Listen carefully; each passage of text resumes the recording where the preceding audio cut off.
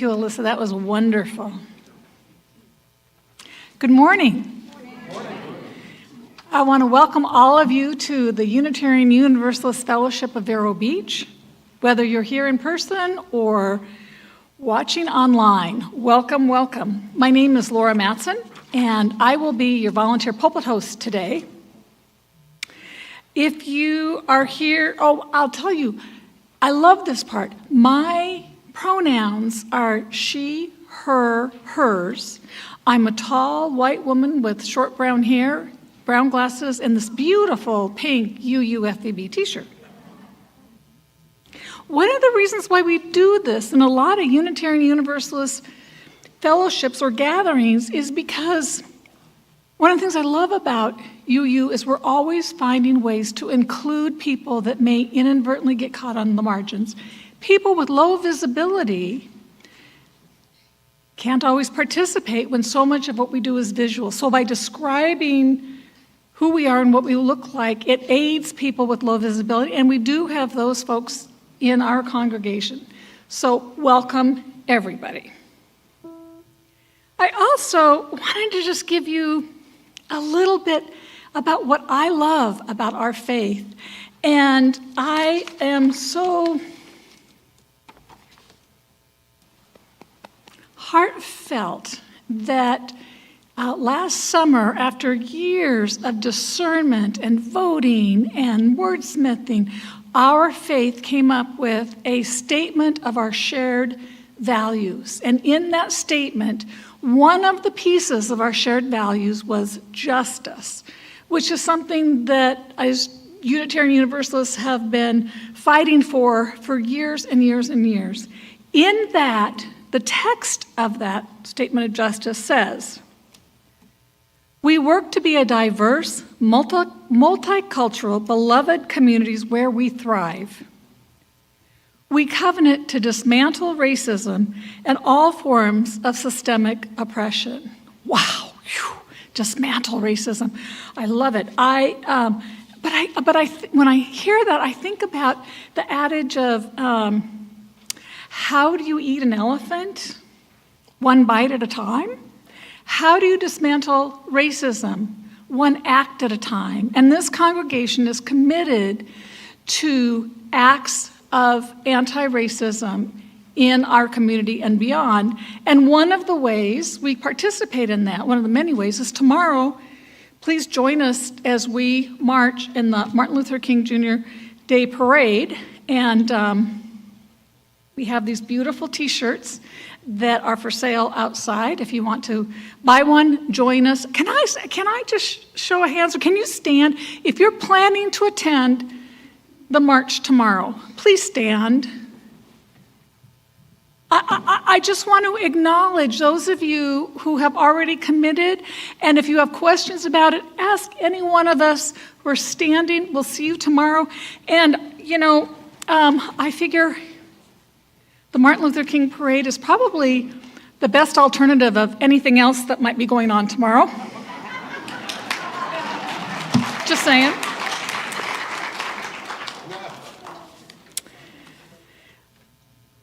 Please join us for coffee hour after our service this morning. Just follow the crowd.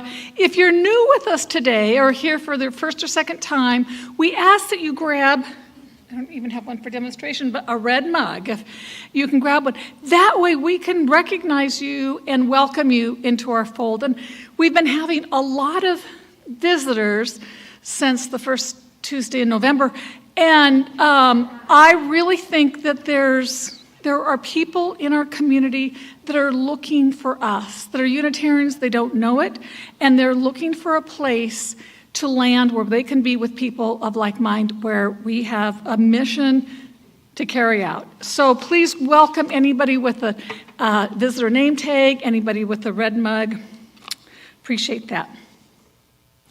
If you do have a cell phone, this would be a really good time to silence it. I wanted to, yeah, Reverend Tom, please silence your phone. In our order of service today, you'll see on the front page a lot of different activities. Please participate in in them as you will. But I also want to mention something that's I don't think is on the order of service. But today at 11:15, if you're interested, Reverend Tom will be holding a UU 101 class in his a short meeting. If you're interested in learning more about Unitarian Universalism, it'll be in Reverend Tom's office, which is right inside the administrative office as you walk in the front door. Anybody is welcome to join.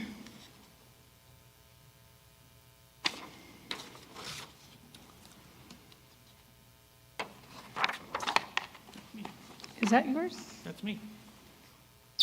Okay. Are you next? I'm next. Okay. All right. You know, I'm supposed to light the chalice now, but I'm going to do something else for just a second. Wait. Oh, it's an introit. No, no, before the introit, though. This is before the introit. This is another announcement kind of thingy. Okay. So, we all have stories. And stories are what connect us, what build community, which helps us to feel like this is our home. But what happens when we have different stories or different ways that we want things to go? So, for instance, I noticed a couple of times this morning that we clapped. Oh. And there are some people who the story says, well, that's fabulous. That's a wonderful thing. We should do that every time something happens. And there are other people whose story is, I'm in a contemplative state, and if somebody claps, I can't stay focused. And so I think these are our different stories. So how do we make peace with those different stories? And it really is up to this community to decide. But today, I'd like you to try an experiment, just for today. So when you feel this joy that you want to express it, we'll do what there's a way that people who have hearing difficulties sometimes do, or they raise their hands and they go like this. So, okay. We'll try that this morning and see how it goes. It's not what we're doing forever, but we'll see how it feels today. Because I think it's important when we feel joy to say it. And if you feel joy after a musical piece, that's great. But if you feel joy and you think, this was a great performance, don't forget to come up and tell these people that you appreciate their performance. I think that really means a lot to them to know that what they're doing really contributes to the life of this congregation. So, there you go. That's right. So we're going to try this morning, just see how it feels. Eventually, we may just need to sit down together and figure out what works for us. You know, I have no personal... I clapped this morning because I felt like it too. But we have to decide how to do this in a way that affirms all the folks that are here. I can't tell you I don't have a solution, but I love the joy, and I love that we can show our joy to one another when we hear something wonderful in the service. But I also don't want to disrupt those who are really in that state where they're thinking and feeling and inwardly focused and need the silence to kind of allow them to go further and deeper. So I just wanted to share that with you. Go ahead.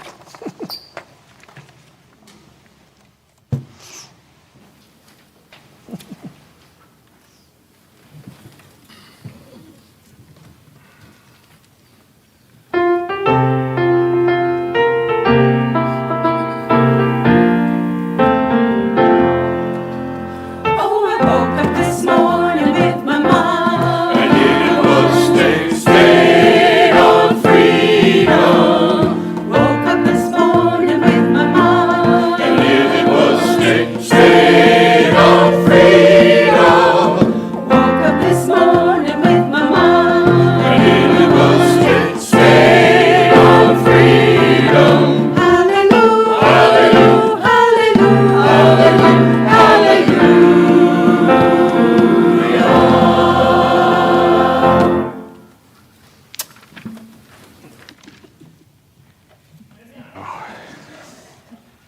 We're going to light the chalice, because we do that on Sunday mornings.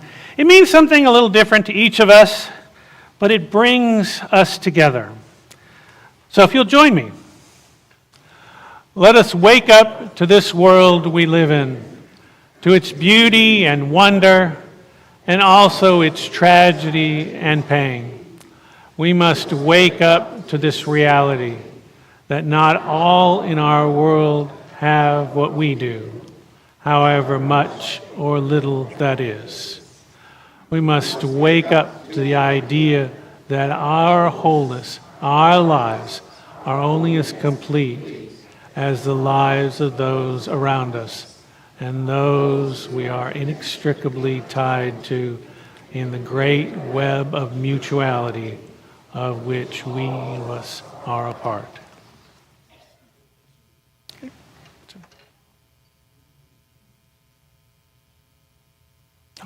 We're good. Oh, okay. All right. We're going to sing a song. Lift every voice and sing. Verse 1.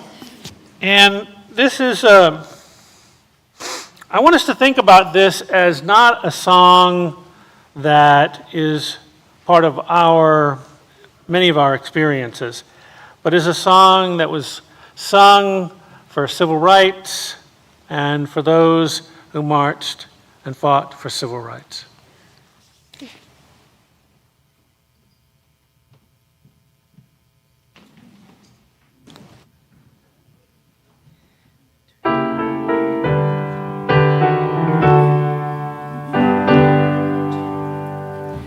Lift every voice and sing till earth and heaven ring with the harmonies of liberty.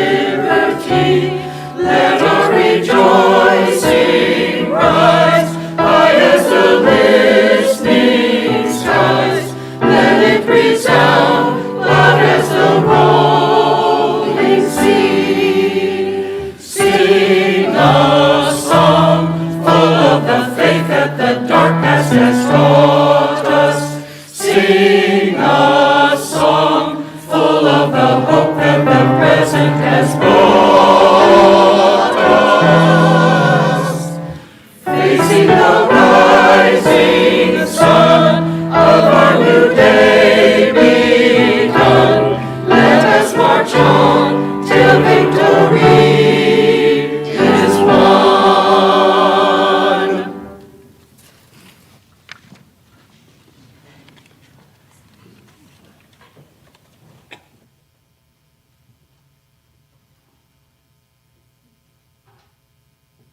Good morning. I will be reading We Dream a World, carrying the light from my grandparents, Martin Luther King Jr. and Coretta Scott Jr. today. It's written by Yolanda Renee King, who's their granddaughter. She was 15 when she wrote it. Illustrated by Nicole Tadgill. I think that's how you say her last name. Tadgill? Granddaddy and Grandma, you had a dream we would be judged by what's in our hearts, not by the color of our skin. You were gone before I came into this world, but that dream and so many others lives deep inside me. Everything you believe in still shines like the brightest sunrise on a golden horizon. Many ask me, do you plan to follow in Dr. King and Coretta Scott King's footsteps? How will you ever fill their shoes? Do you have what it takes to walk their path? I hold fast to all that you stood for: peace, togetherness, harmony, and love. Granddaddy and Grandma, thanks to your wisdom and determination, I now have my own footsteps, my own journey, my own dreams for our world. And so while I follow your example, I am also ready to lead. I am ready to walk the uncertain road from today to tomorrow. I am ready to keep my eyes on the prize that you set out before us with the power of your vision. Yes, Grandma Coretta. Yes, Granddaddy Martin. I am ready.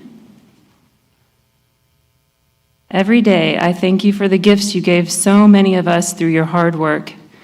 Because of you, I know that struggle and triumph are bigger than just me. The promise of a new day starts with me. You helped us see the dream. Now we're here to be the dream. The wisdom of your words weaves a rainbow that lights our way. Granddaddy, you told us, love is the key. Grandma, you taught us, when the heart is right, the mind and body will follow. These words, these keys to our hearts, open the door to all that is possible.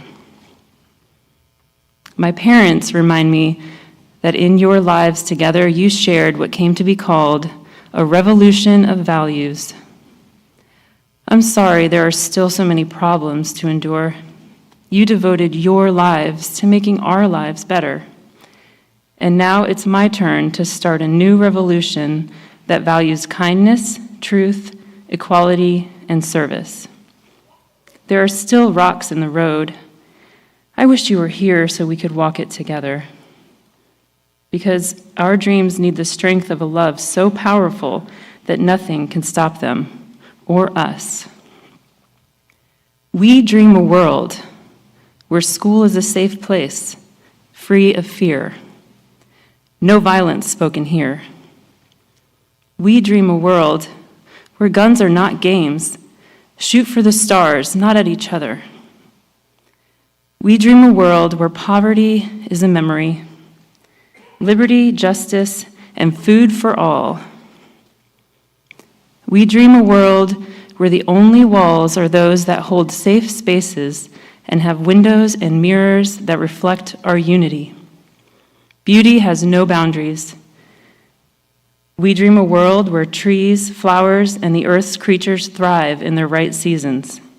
Spring, summer, winter, fall. Honesty is the warmest climate. We dream a world where bullies turn their backs on being mean. Let kindness begin with me. We dream a world where sickness can be driven out by the healing power of hope. Love is the cure. We dream a world where every child can go to college. Education fuels our nation. Reading is believing. Grandma and Granddaddy, so many want to know, how will you honor your grandparents' legacy? The answer is simple. We keep your dream alive by planting our dreams, like trees in an orchard to be nurtured by tomorrow's gardeners, with determined feet blazing a new path. We are ready to take the torch you lit before we were born. We are ready to grip that glistening baton, to hold faith by the hand, to pass it on. We are ready to reach, to rise, to sparkle like stars in a bold blue sky. Our time has come to bring our twinkle. Let everyone know. Spread the word. Have you heard? All across the nation, we're going to be a great generation. From today to tomorrow, we dream a world. Thank you.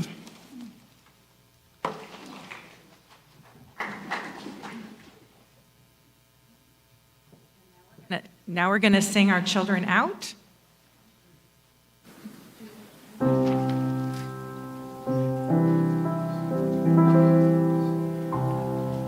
As you journey, may you know, love and hope go with you, love and hope go with you, learn and grow, learn and grow.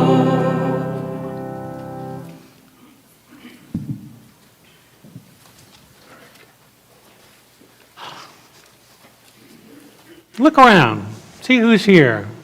You know, sometimes we get to see as we come in through the doors, sometimes we don't get in and we can look up here, but we don't look around at each other. See if they're people you know, maybe people you don't know, maybe people you've never met before. And I invite you now to greet one another, to share this community with one another. Go ahead. Morning, morning. Morning, morning. Good morning. Morning. Oh, I sent you a text, by the way. Oh, did you? Yeah. Oh, I had forgotten to tell her about that, so she had to go in and she'd never done that before. Oh. So it was like and that's why I sat on the thing and I had to tell her that we had to do. She had. I'm like, do you know Frere Jacques? Yeah. She's like, yeah. She had to go back. I'm glad. Thank you. Scoot out of here.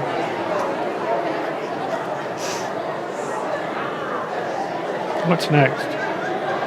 Oh. All right.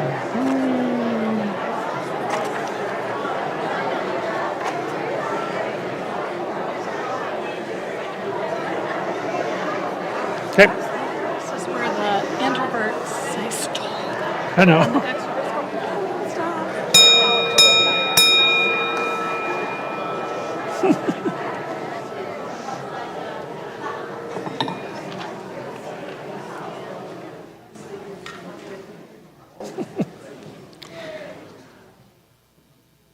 In case you didn't know, it's once we get started talking, it's hard to get everybody to kind of calm down and sit back down, but we're doing it anyway. So this is a time in our service when we acknowledge that we each come together with our own joys and sorrows, gifts and needs.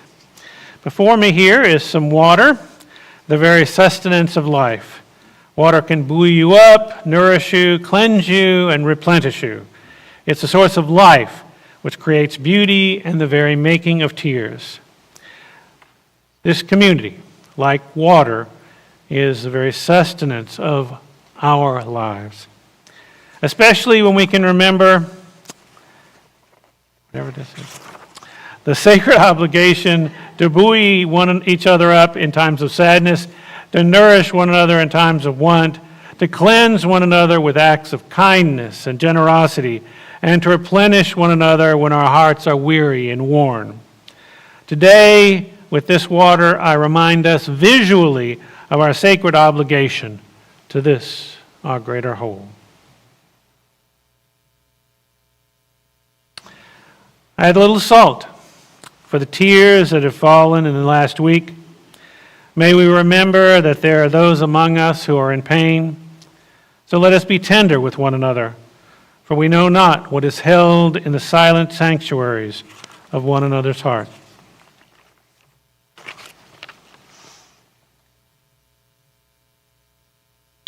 And I had some flowers to remind us of the beauty and joy that surrounds us in our lives, that floats on the surface of many of our faces and enlivens our spirits. In a moment, I will invite those who find this ritual meaningful to come forward and place pebbles in the collective bowls. But if you'd like me to place a pebble in the bowl for you, if you will raise your hand, I will do so. Well, I'll start over here.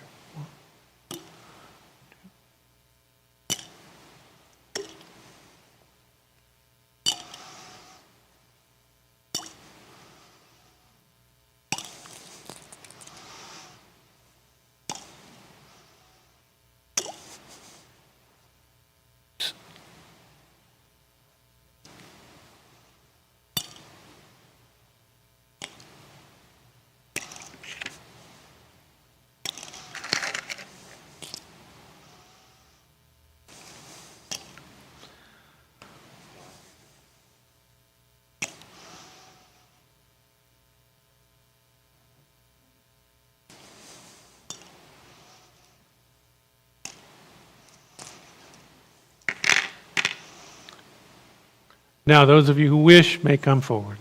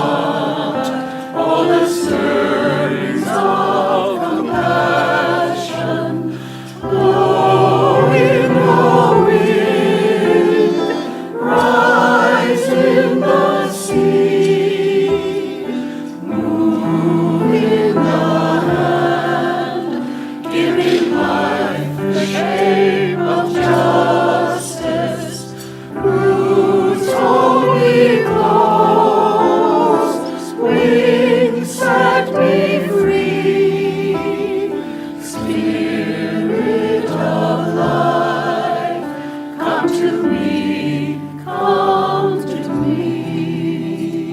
Spirit of life, come unto me. Sing in my heart all the stirrings of compassion. Blow in the wind, rise in the sea, move in the hand, giving life the shape of justice. Roots only close, wings set me free. Spirit of life, come to me, come to me.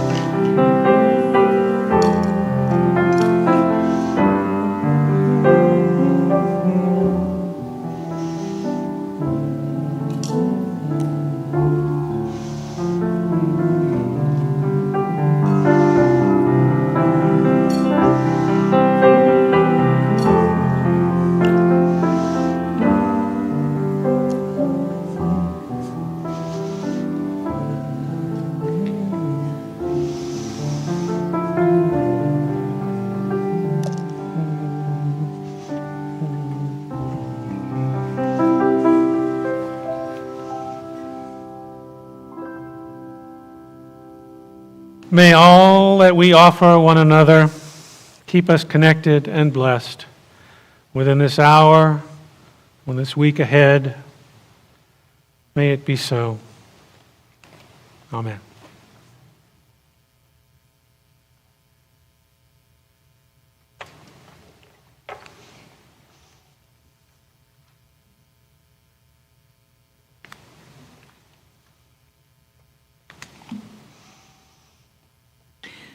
This is the time in our service where we express our gratitude and commitment by sharing our financial resources. To contribute to this fellowship, please place your offerings in the white envelope that's in the back of the pews, or you can donate to UUFVB by clicking on the QR code up here with your phone.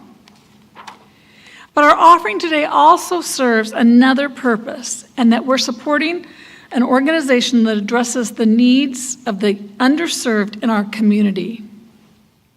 For that purpose, today's Sunday Fund is one of our congregation's major social justice outreach efforts. Today's Sunday Fund recipient is the Pelican Island Audubon Society.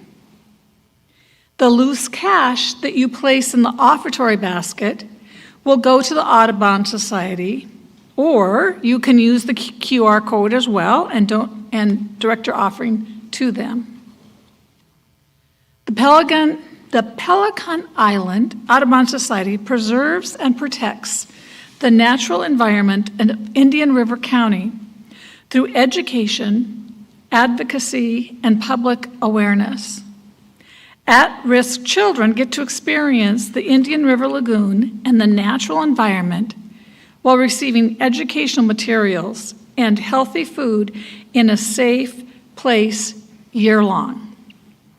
As we now receive the offering, please do so generously and gratefully. Thank you.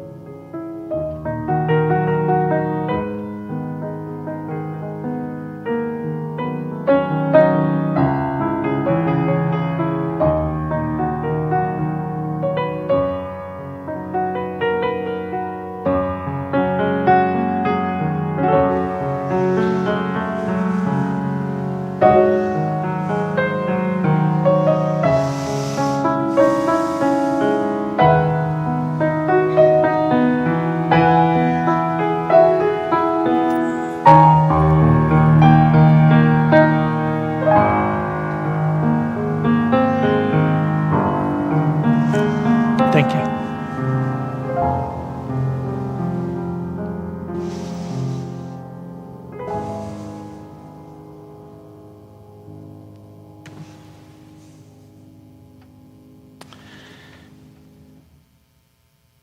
Now we're going to move into a time of prayer or meditation. This particular meditation was written by Unitarian Universalist Reverend Scott Taylor. So each of us has our own way of entering the space of prayer or meditation. Some of us might take a deep, slow breath. Some of us might put our hands together, might let our eyelids rest, turn our attention within ourselves.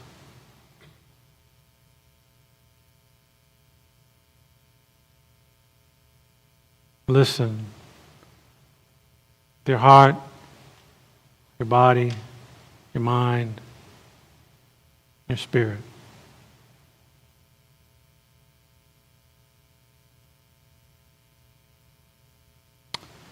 Who dreamed you into being?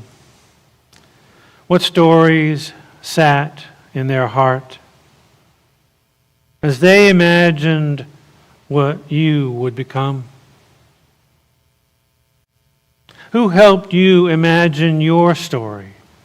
Who helped you see your place in the story of the world? And what maybe matters the most? Who helped you to understand that you could be the author of your own unfolding?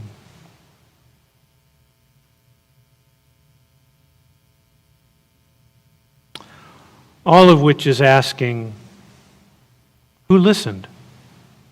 Who listened until you could hear yourself speak, until you trusted the voice that is your own? And now you know what it is like to have the tale of yourself be heard into being. How might you midwife the story of another into existence? You know the kinds of stories I'm talking about. Those kept cramped in the cramped spaces of silence for fear of how hard and narrow this world of ours can be. Who needs your listening so the story can be set free? Whose story needs held in your heart as it knows it is worth entering into this world? We say it is about listening, but really it's about love. It's through affection that our stories are born. They are wooed into this world. Never forget that. Nor this. It is through loving the stories of others and the stories of our own that we discover they love us back.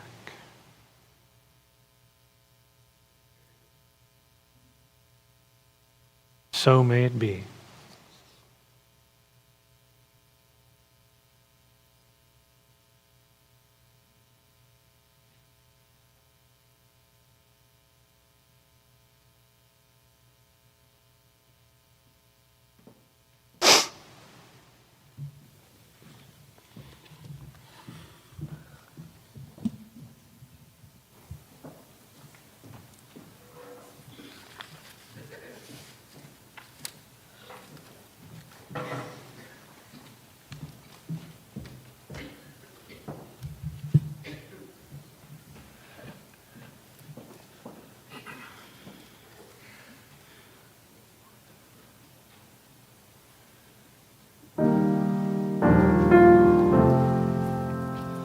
Let us turn our thoughts today to Martin Luther King and recognize that there are ties between us, all men and women living on the earth, ties of hope and love, of sister and brotherhood,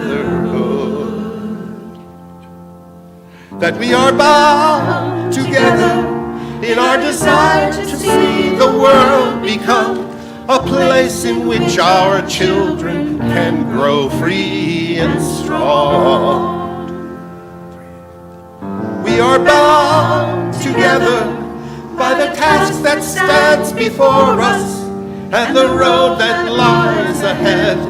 We are bound and we are bound. There is a feeling like the clenching of a fist. There is a hunger at the center of the chest. There is a passage through the darkness and the mist. And though the body sleeps, the heart will never rest. Shed a little light, oh Lord. Shed a little light, oh Lord.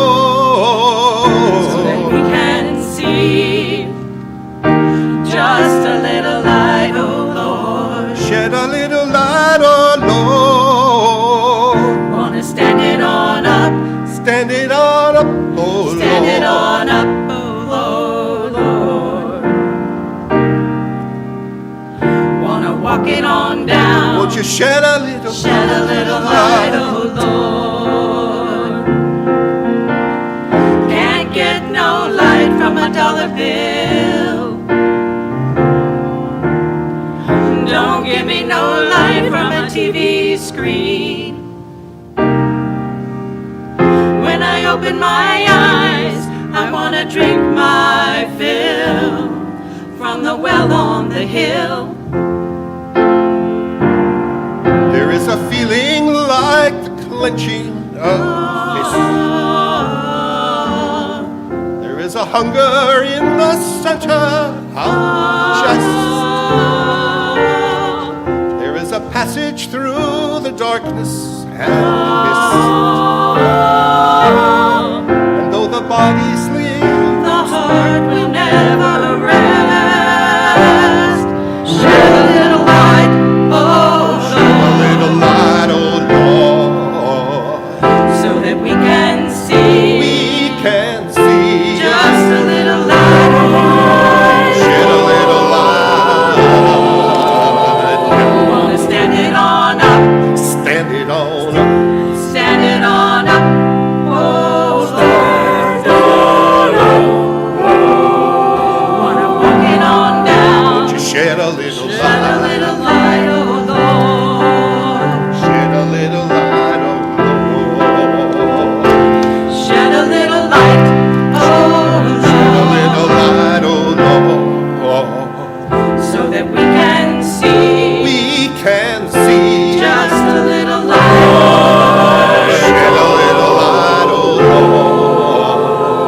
Wanna stand it on up, Stand it on up. stand it on up, oh Lord.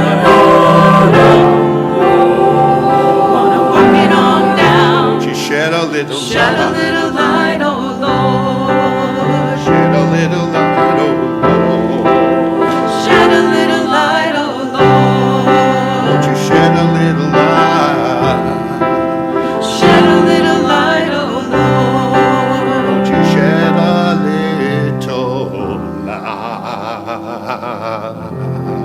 Shed a little light, oh Lord.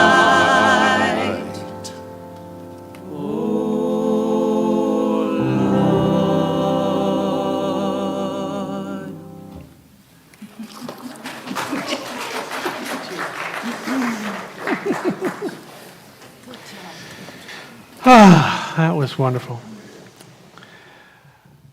American poet and musician Joy Harjo wrote, "At some point, we have to understand that we do not need to carry a story that is unbearable.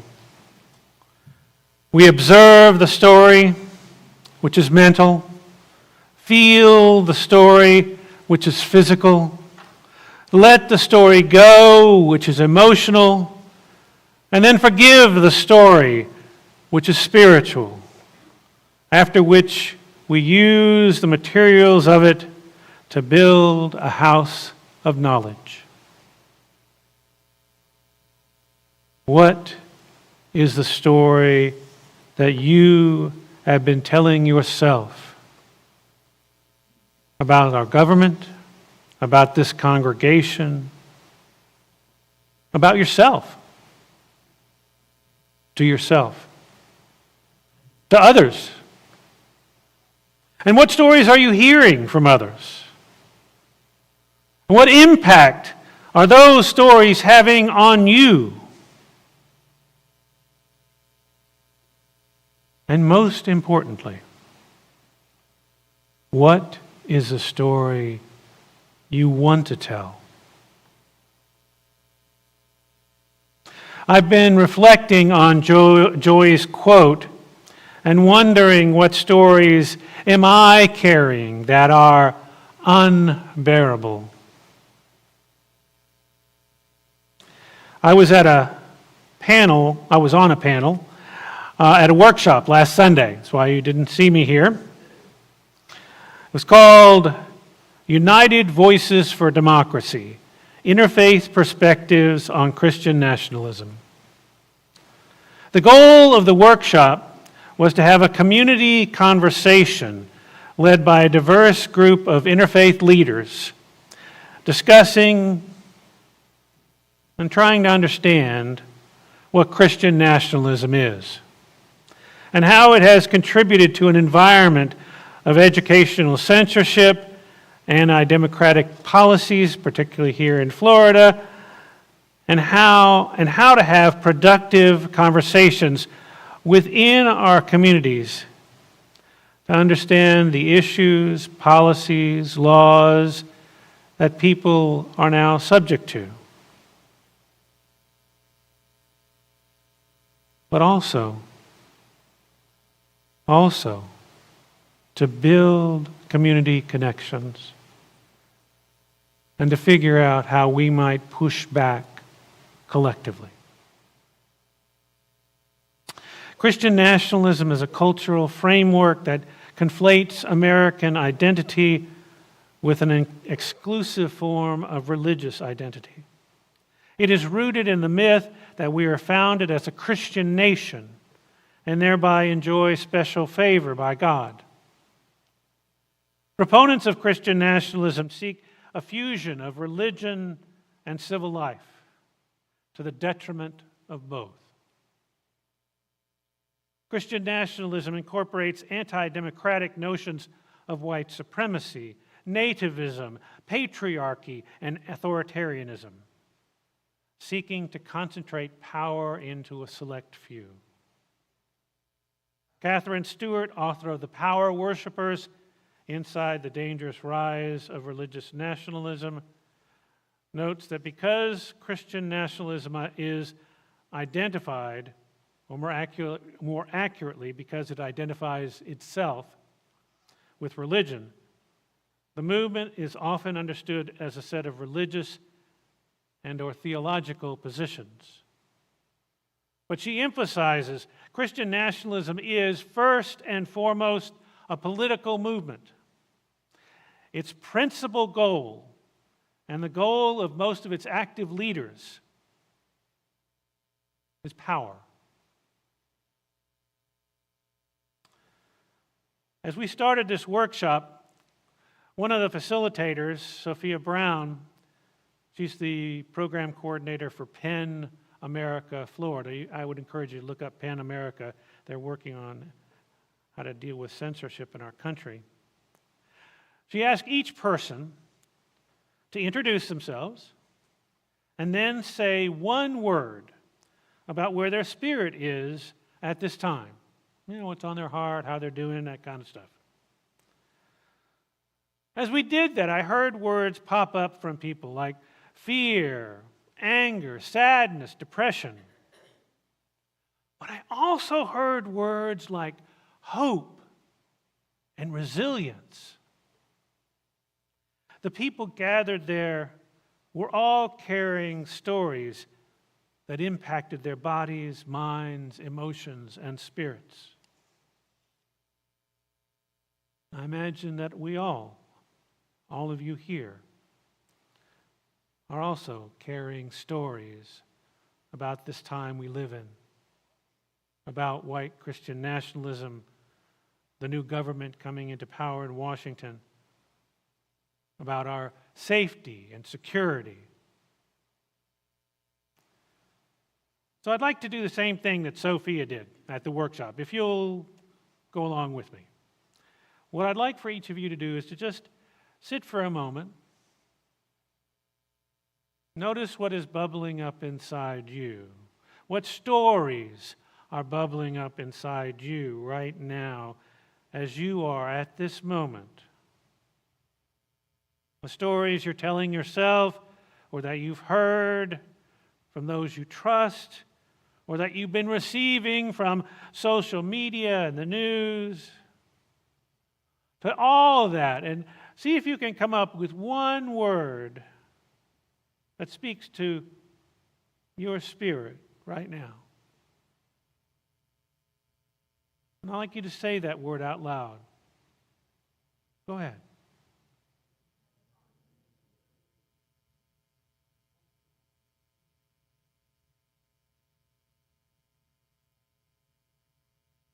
Notice what you said. Notice what you heard around you, what words popped up.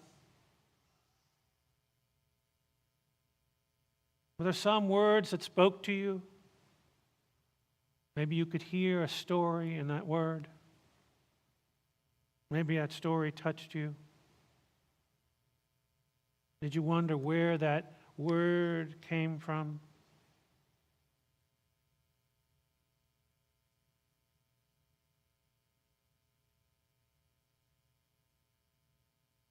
They're all different words.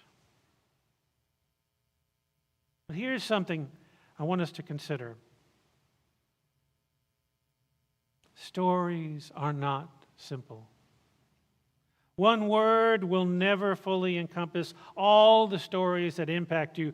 As you heard today, there are many words out there that speak to the lives of the people here. And most likely, the word that you chose will reflect the story that impacts you the most profoundly.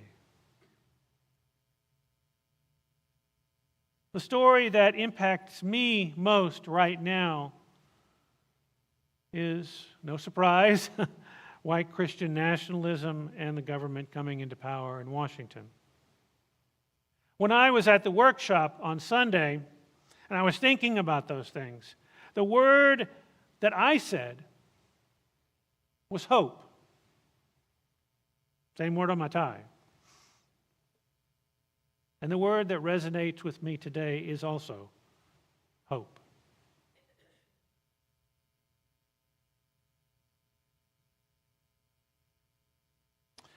We have to listen to our own stories and the stories of those around us as well. For instance, I heard from some of my friends of color, and for that matter, the people of color at the workshop, that they have a story for us to hear.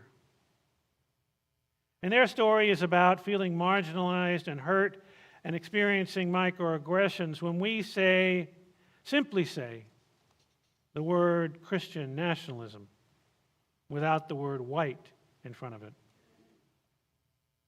Or when the terms white supremacy or white supremacy culture are avoided. This nationalist ideology is being pushed by white people. The culture we live in was based on the needs and desires of white people. The laws were written by white people.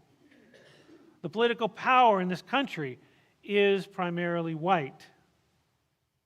And for that matter, white male power. White Christian nationalists want to keep white people in ascendance in this country. They do not want a separation of church and state. They want their version of white nationalists' Christianity to dominate the laws and governance of our country. And the people that feel that most profoundly are people of color, who we often don't hear. So I ask, how will we respond to their story about white?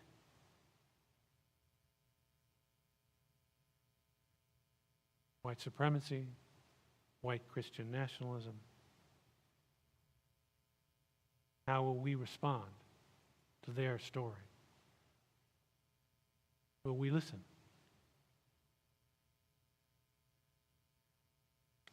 I have a lot of feelings about white Christian nationalism and the state of our country at the moment. But the story I'm telling myself is about the people I know, that I talk to, that I'm working with, the people who are committed and will not let white Christian nationalism and the government coming into power take away my hope.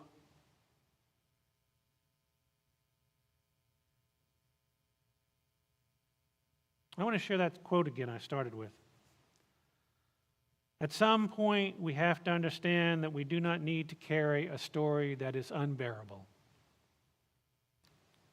We observe the story, which is mental, feel the story, which is physical, let the story go, which is emotional, and then forgive the story, which is spiritual. After which we use the material of it to build a house of knowledge. The workshop that I went to did not avoid the stories of fear and anger and sadness, but we didn't dwell on them either. We observed one another's stories. We felt one another's stories, and we let them go. We accepted the reality of them, not to dwell on them. We heard of the anti-Semitism experienced by some, the homophobia and transphobia experienced by others, the racism experienced by others, the concern about losing our democracy expressed by some. All the stories. They were given space, but they were not the stories we wanted to dwell on.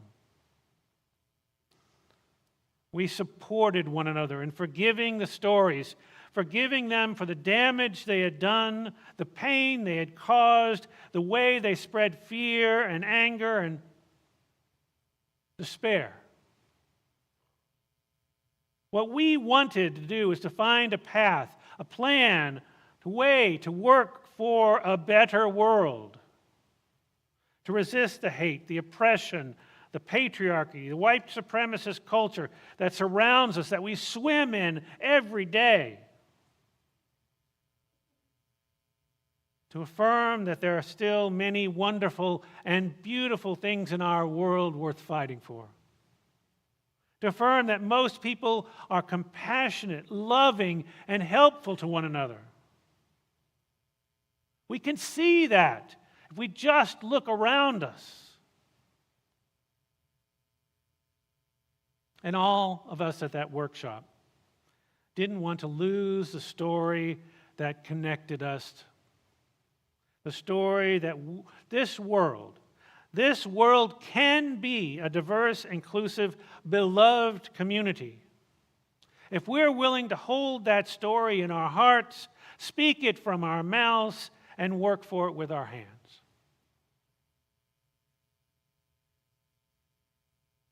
Yolanda Renee King wrote a story about carrying the light from her grandparents, Martin Luther King Jr. and Coretta Scott King. She wrote, "Granddaddy, you told us love is the key. Grandma, you taught us when the heart is right, the mind and body will follow. These words, these keys to our hearts, open the door to all that is possible." Let that sink in.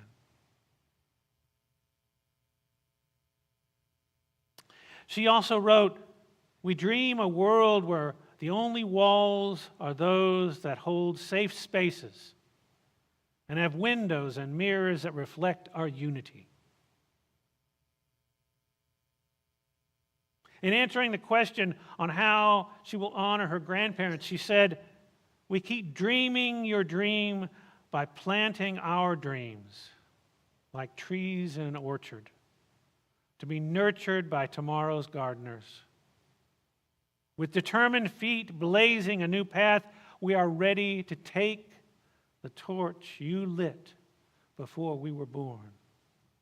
We are ready to grip the glistening baton, to hold faith by the hand, to pass it on. We are ready to reach, to rise." Her grandparents' stories, their dreams, their hopes continue to carry inspiration for their granddaughter and will continue to do so for many others, including many of us here, for generations to come. What is the story you want to tell right now? What will future generations say of our stories, our dreams, our hopes? Perhaps how we carried the light forward despite hate, oppression, racism, anti-Semitism, transphobia.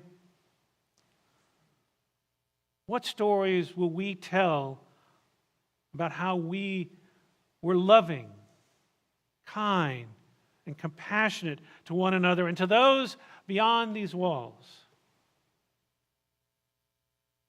What stories will we pass on about our resilience, about our own self-care, about how we cared for one another and our allies?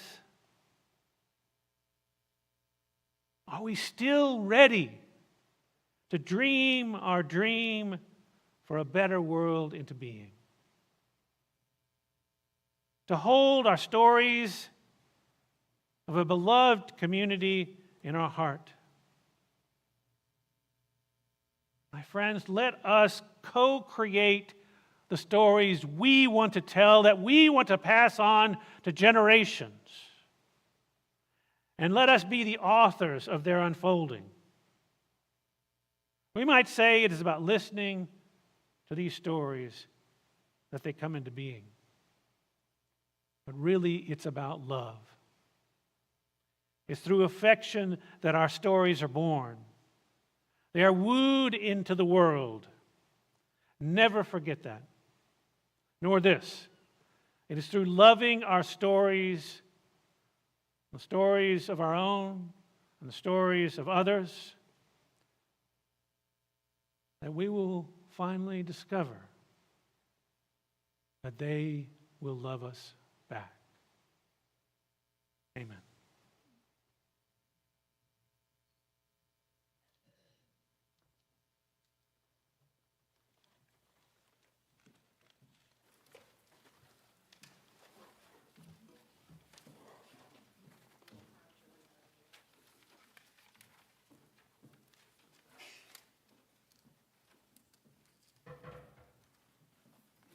And our final hymn today, One More Step, number 168. Please rise as you are willing and able.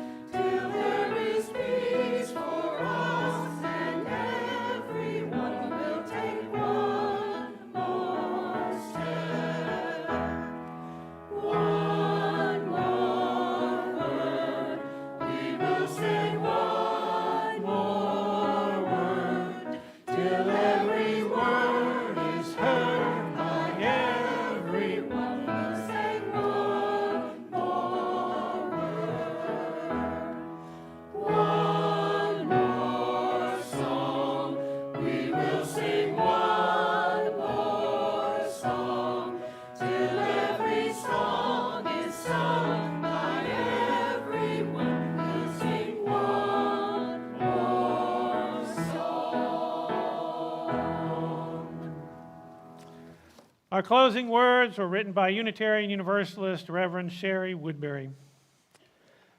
May we have the courage to speak or write the stories within us that need to be told, the stories that make up our lives. May we listen with a loving mind and heart to the stories of others' lives, others here in this church and others in the wider community and the world. Let us choose with care the stories we teach our children, remembering that all of our stories have power and that all of our stories are connected, for all life is one. In the name of all that is sacred in our gathered hearts, may it be so. Amen.